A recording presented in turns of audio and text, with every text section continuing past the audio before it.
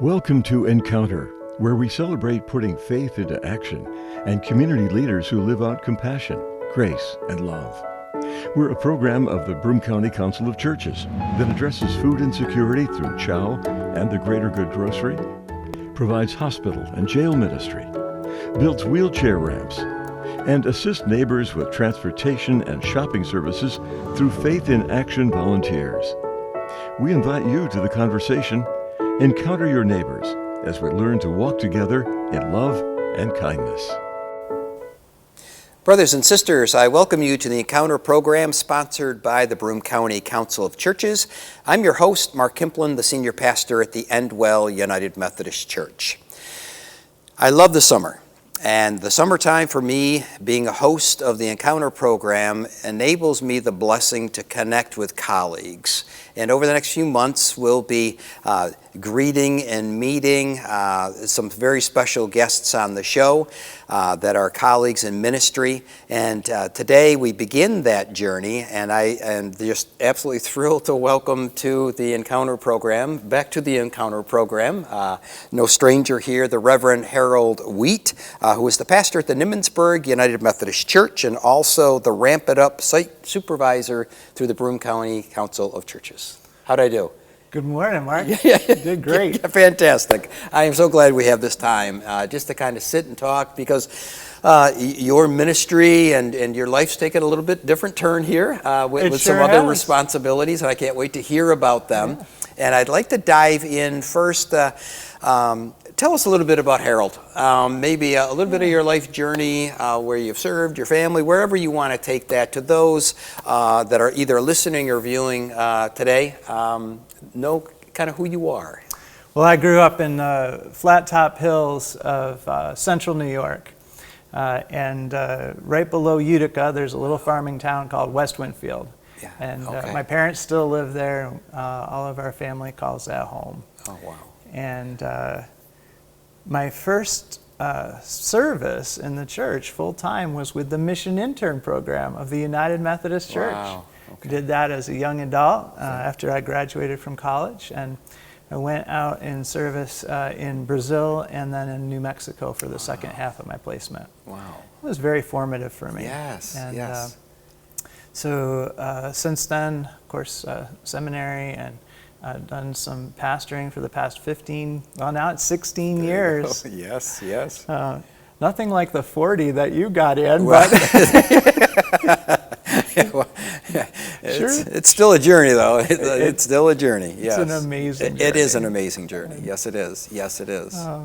And it took an interesting turn a year ago when my service at Tabernacle came to completion, and prayerfully it was ready for me to leave, but I wasn't ready to leave Nimmonsburg.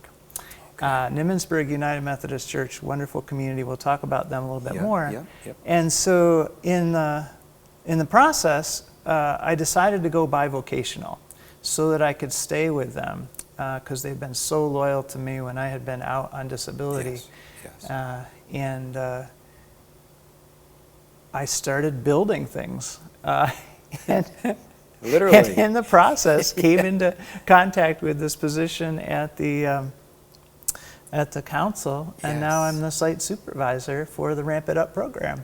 So we're building, we may build as many as 15 wheelchair ramps, handicap accessibility ramps for folks that, oh my gosh, folks are just in need of being able to get out of their houses dependably. Yes. And it's just a joy to be able to connect volunteers who want to do good work with folks in need and be able to provide a really well-designed and well-built piece of ramp. So tell our listeners and our viewers, let's do a deeper dive here into Ramp It Up. This is my 12th year in the area, and Ramp It Up was one of the very first things I heard about. Really? It really was, yes. I remember back in the church narthex, there was information about Ramp It Up, and there were nails there that people could take and donate and all of that. So Ramp It Up then, it's a youth initiative, or is it for anybody? Who can volunteer to do that? And how would they go about doing that if they wanted to volunteer to kind of jump in on one of those projects? We need two different kinds of volunteers. It is a youth initiative, so our focus is to make sure that young people get a chance to build. But as we do that, we like to keep a ratio of one adult for every 2 youth, because youth are learning skills, and we got to keep them safe on a work site.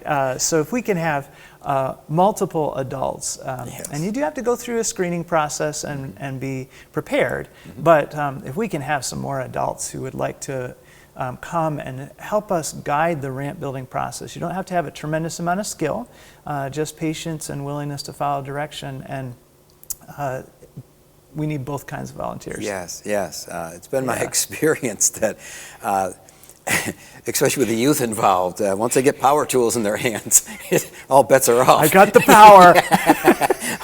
all bets are off, and it's so good to have adults that are there that kind of know what they're doing and kind of lead them into, and it's not this screw, it's this one, and that goes here and not there, and such things. So that's a blessing. Yeah. So what would they do? Would they would they contact you? Would they contact the Council of Churches? Yeah, contact the Council of Churches. Okay. Ask for Ramp It Up. They'll probably be put in touch with Chris Osteen, who's the program coordinator. Okay. And so we work hand in hand to do this, but he oftentimes will field the calls for volunteers first. And that's different too within the council also, kind of new leadership with Chris and such things also, correct? We had a wonderful man who was there for 8 years. His name was Bob Bundy. Yes. And you can tell somebody is a pretty amazing person when it takes 2 people to replace him.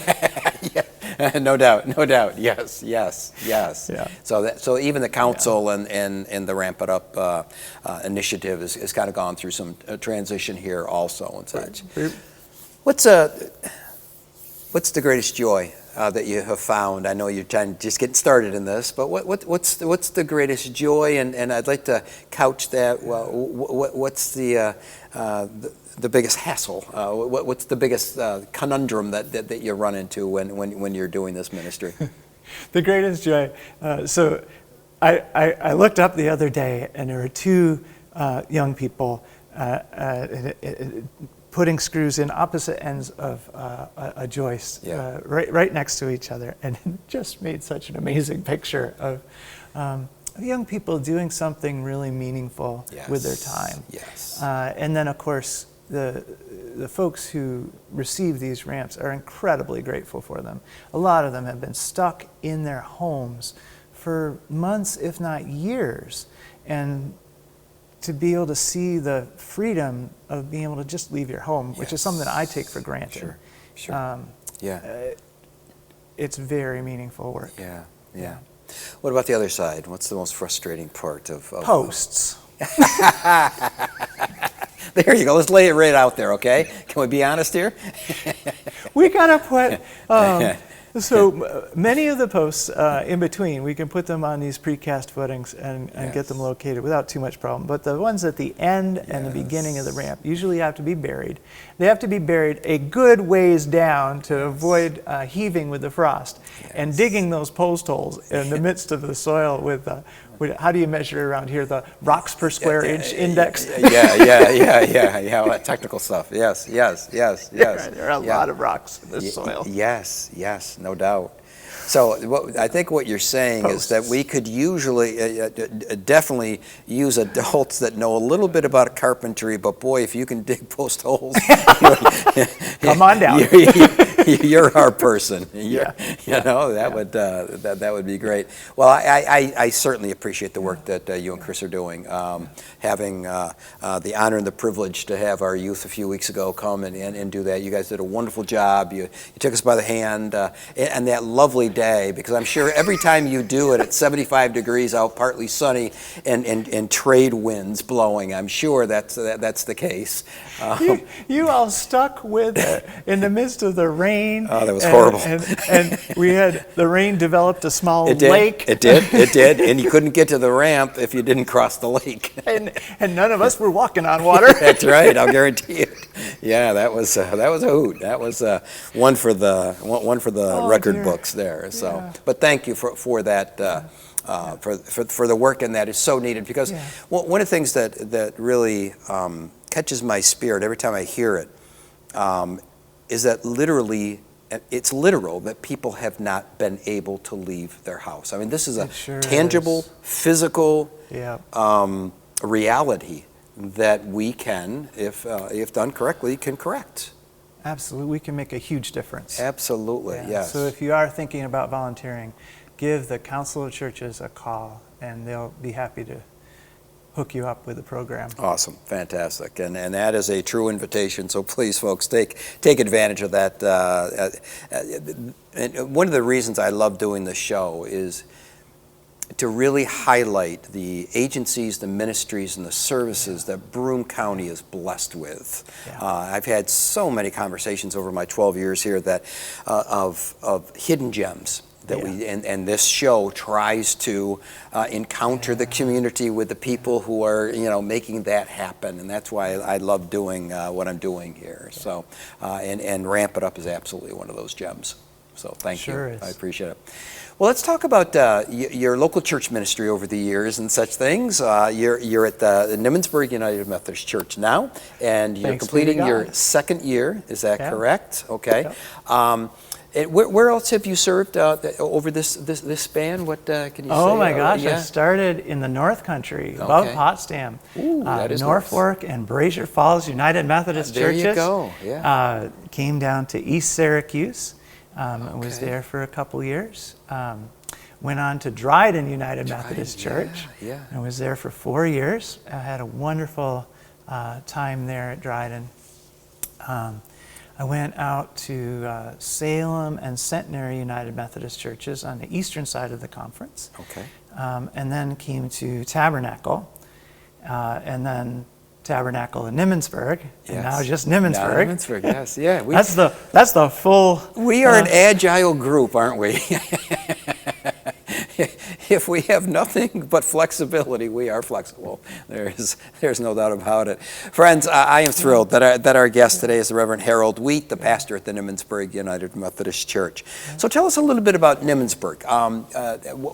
What's exciting? What's happening there? Can you kind of share a little bit about the ministry, and feel free to promote it in any way you choose, please. Well, so one of the interesting things over the past 16 years being a pastor, I've oftentimes felt like there was a need to hear messages that were prophetic.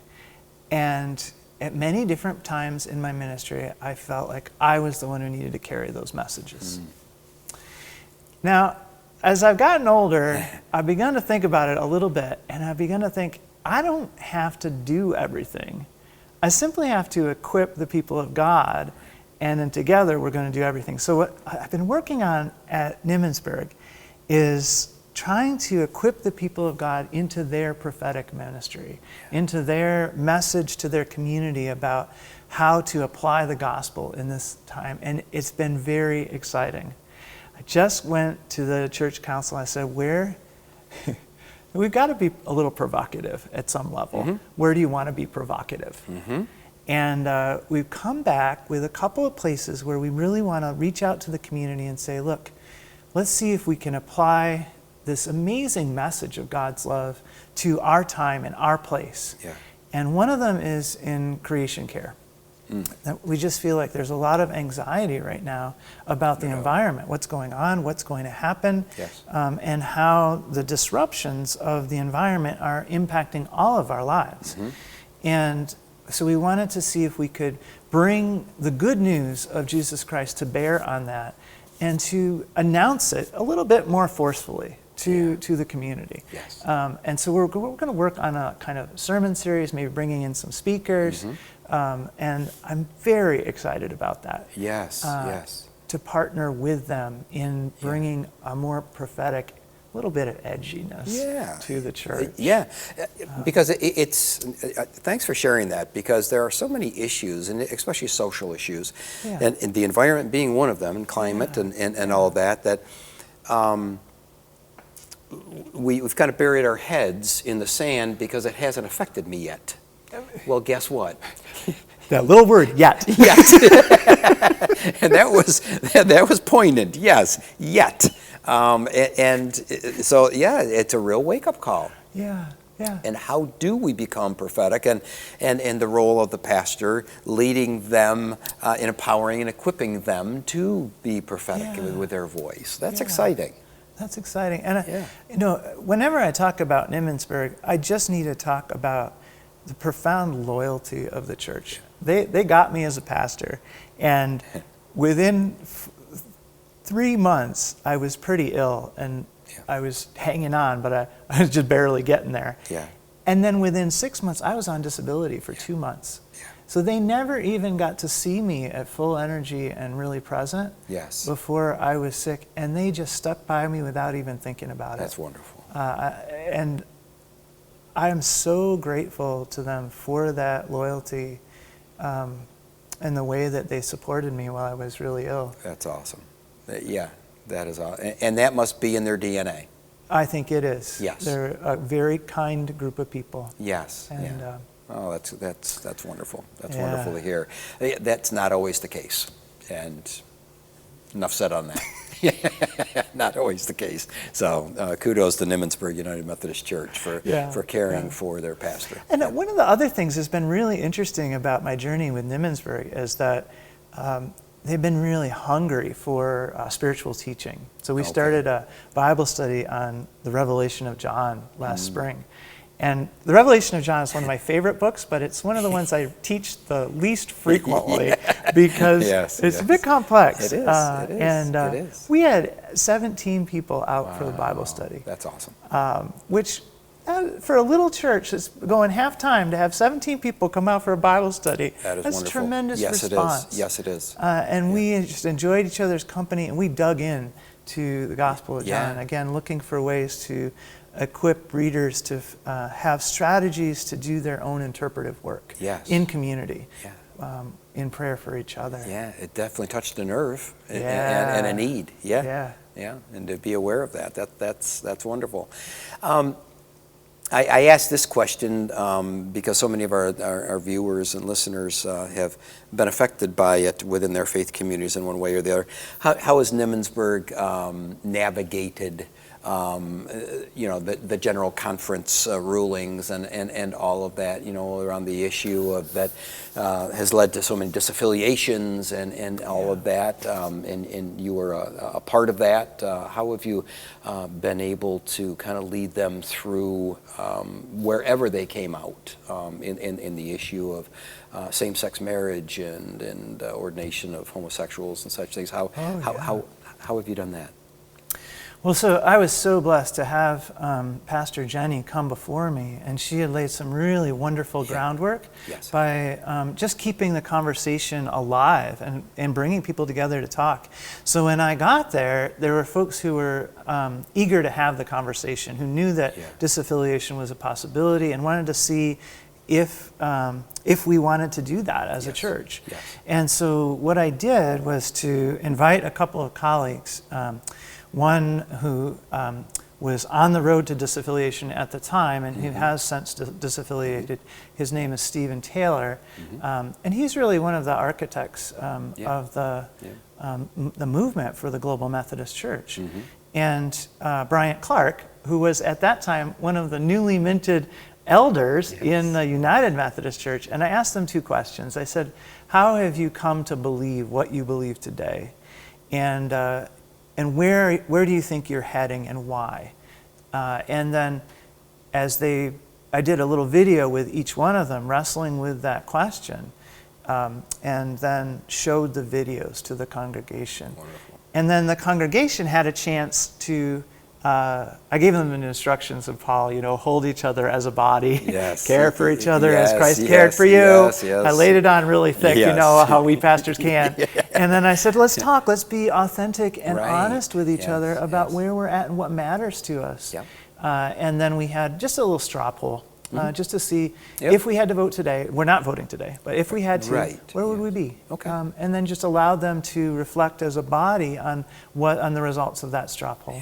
Yeah. And- Wonderful approach. I mean, that gave them the autonomy to work through it. It Yeah. gave them assurance that it's safe to ask the questions we need to ask. Yeah, sometimes we just got to imagine that we can disagree and be safe. No. Yeah. But that's it, yes. The idea I of mean, that- how powerful is our Christ? Absolutely, yes. We can disagree and love at the same time. Wow, what a concept. Thanks be to God. Yes, Yeah. absolutely. Thanks be to God for that. So, but that I'm touched by that approach, and Yeah. I just kudos to your leadership in the midst of that.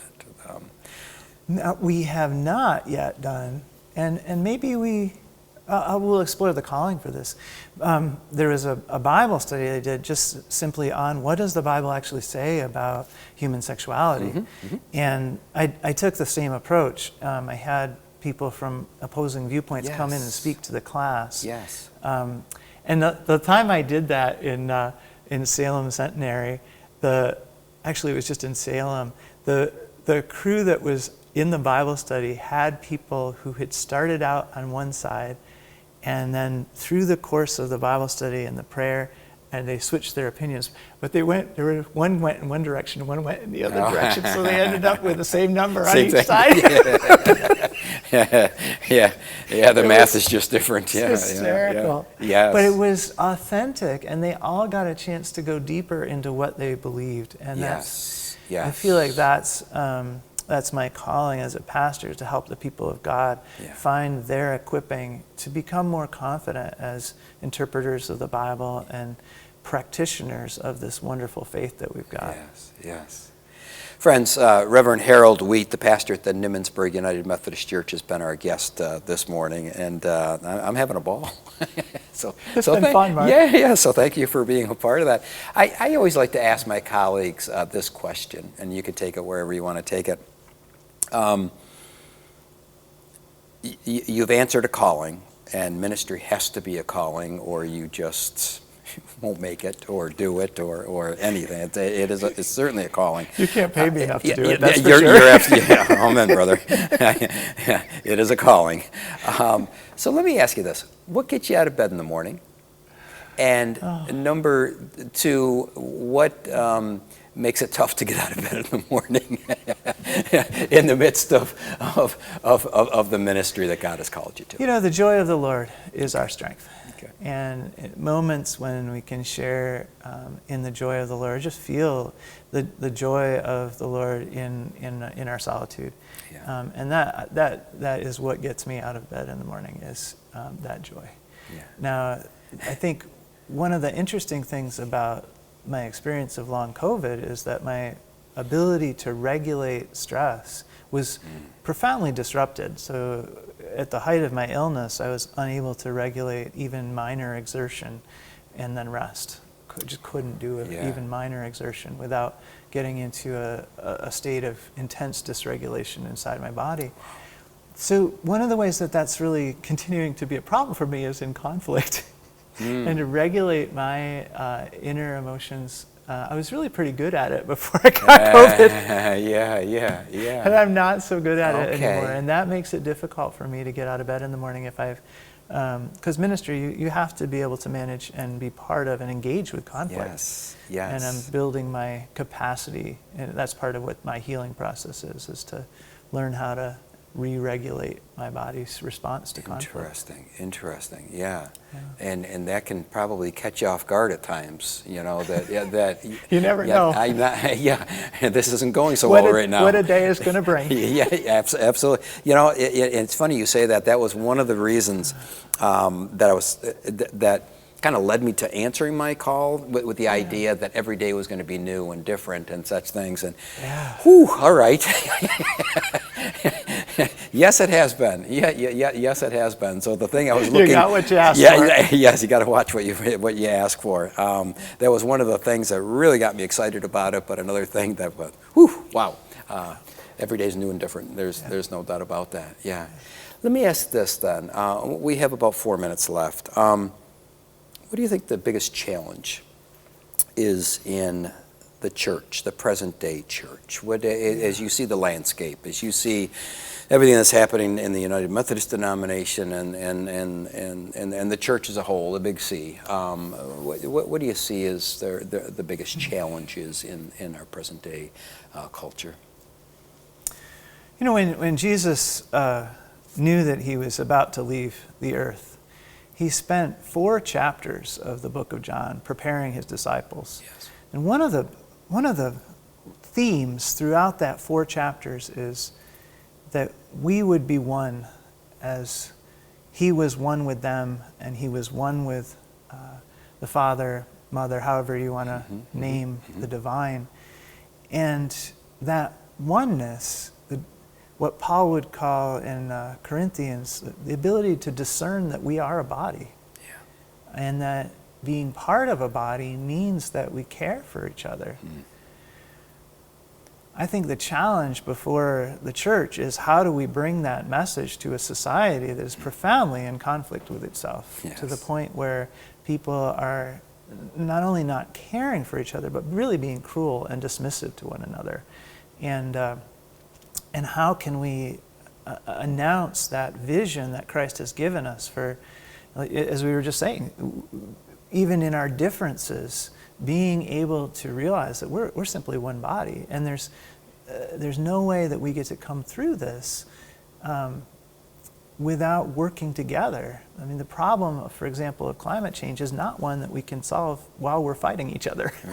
Oh man, we've proven that, haven't we? Yeah, we got a good track record on that one. It gets worse. It does. When we're It does. when we're in our conflicts and not discerning that the way that God sees us, one God sees all of humanity and sees us as a body.